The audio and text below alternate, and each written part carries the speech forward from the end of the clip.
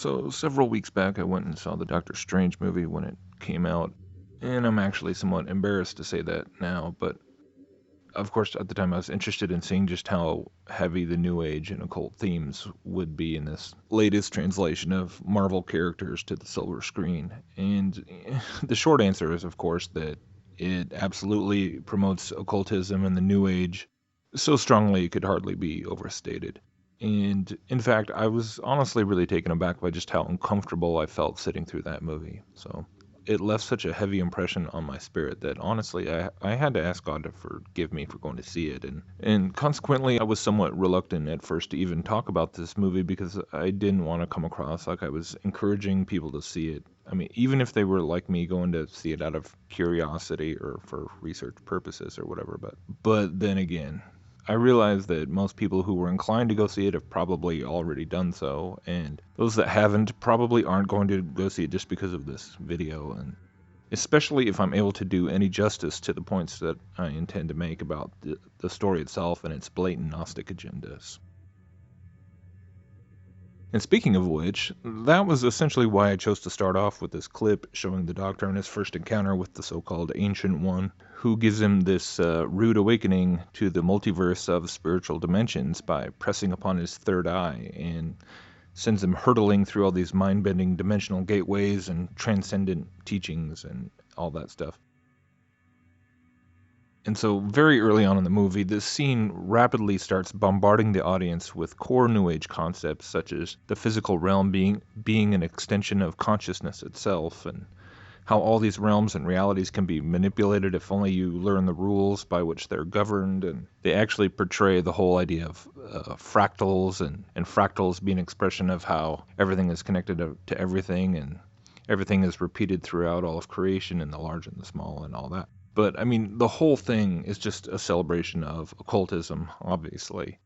And literally, the hero is a sorcerer. And specifically, he's a sorcerer who started out as a believer in materialistic science and in rationalism and the purely physical world, who then has his entire paradigm shattered. And he goes through this sort of rebirth into a new understanding that ancient Eastern philosophy and the mystic arts are, far more real than he'd ever imagined, and blah, blah, blah. So that, of course, is highly symbolic, representing, what the audience and the society as a whole is intended to eventually experience as well. That transition from the modernist materialist paradigm back into the mysticism and spirit science of the ancient occult ways.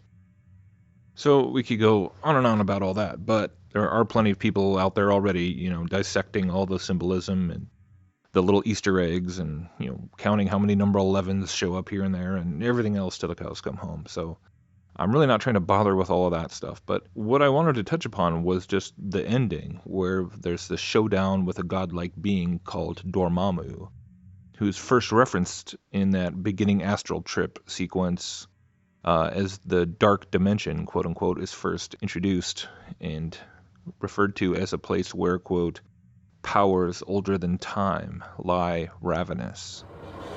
Dark places where powers older than time lie ravenous. And the reason I wanted to talk about this is because it really just blew me away how this character and that whole scene just embodied the Gnostic concept of the Demiurge. Now, before people start typing up elaborate comments to educate me on one way or another as to how I don't properly understand the Demiurge, I'll say that let me just tell you right now that I fully understand that there's not a monolithic agreement amongst modern Gnostics as to what exactly the Demiurge is or what it represents. And, some believe it's an actual real being, and others believe it's just a concept or, a character, an archetype. Some believe it's the creator himself, and that the creator is indeed evil and tyrannical, and others believe that it's but a very ancient and powerful godlike being who's not the creator, but more of merely an organizer or an agent used in the construction and articulation of the creation. Other Gnostics will say things like, well, we're all the Demiurge in a way, meaning that they equate the Demiurge with the inner ego, the traits of selfishness and dominance, and something we must learn to deny in ourselves, and etc. But regardless of whatever specific views that various self-pronounced Gnostics might have of the Demiurge, there's still enough of a commonality and a general construct of the idea that we can see that it does indeed factor into the broader mystery school belief system. And as I wanted to point out today, it's something that we can actually see being represented in Hollywood all over the place once you start to recognize it. It's actually one of those things that is so common and so ubiquitous that for the most part we tend to not even really think about it, because it just seems like another universal plot device or universal character trait that spans human history. So, of course it would show up in drama and fiction. But I mean, obviously human history has seen its fair share of tyrants and dictators and emperors and hostile invaders and everything. So many would simply say that the Demiurge is a mythologizing of a basic element in the human condition, which is, a fair enough idea. But, when you look at something like Dormammu in this Doctor Strange film, it really does take it beyond just such general ideas about humanity, and what we see is this very direct, very specific portrayal of an ancient godlike being from another dimension who is bent on conquering and ruling all the realms, all the worlds, all the dimensions of existence. Okay, so spoiler alert. All right. In this movie, the occult superhero Doctor Strange defeats Dormammu, not by actually fighting him directly, because that would be impossible since Dormammu is apparently far too powerful to be defeated in direct confrontation, but rather, because Doctor Strange is clever enough to sneak in a magical device into the Dark Dimension, a magical device which carries a piece of time inside of it. He's able to sneak time into the timeless, eternal Dark Dimension. Suddenly, the befuddled Dormammu doesn't know what to do, and having been outwitted by this petty mortal who trapped him in a time loop.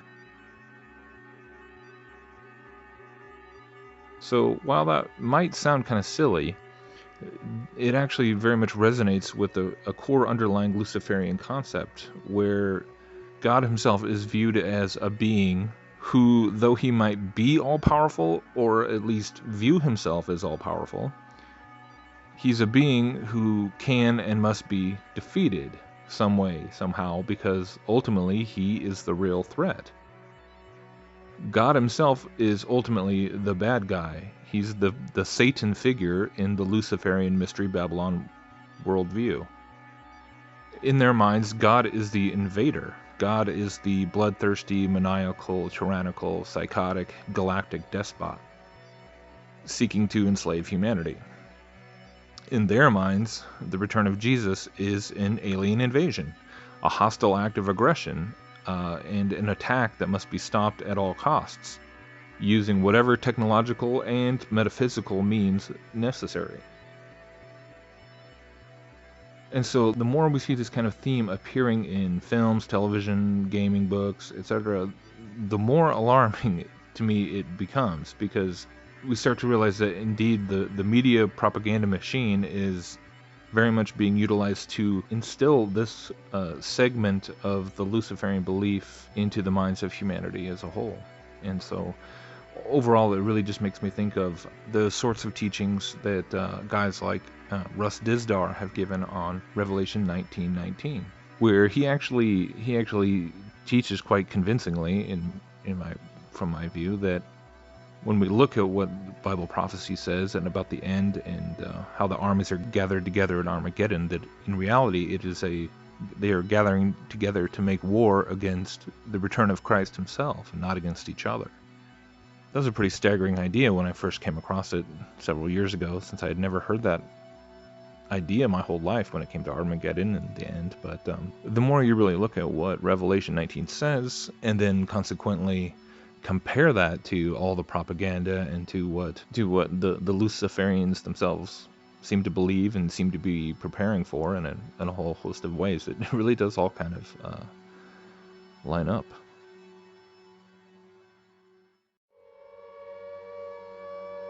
So maybe somebody out there is one of those soldiers that is charged. You feel just absolutely invincible. You find yourself out there in the future, you find yourself standing on the ground, tens of thousands, hundreds of thousands, maybe millions of soldiers like you, all gathered together. Super tech weapons, supernatural gateways, power charges the air, SDIs in the sky, planetary defense weapon systems. Somehow you're convinced the mark is on your wrist. The power you feel in worshiping the image of the beast, a Theron. You feel invincible because of the enhancement. Maybe it's transhuman, ultra-human. Maybe it's mutation, transmuted humanity. A super soldier in that day, a super soldier, a troop of Antichrist, Homo Satanus. Though that's not how you see him. A super leader, a supra-human. It's been years. Devastation has occurred on the planet. Judgments have fallen, and it seems as though that new kingdom has been hit deep and broad. Somehow in your mind you're convinced that you're saving the planet, you're saving the new super leader, you're saving the dream of a global, political, economic, militaristic. Somehow you believed that it would be a new environment. Somehow you believed that it would all be a whole new domain. But there you are in the future, standing on the ground. The tens or hundreds of thousands of you, your heads are cocked back looking into the sky because a gateway somewhere in space has opened. A door. In your view, it's the enemy. In your convinced view, the descent of Christ, the apocalypse Jesu Christu, the coming visible approach of God. You've been convinced somehow he is your enemy.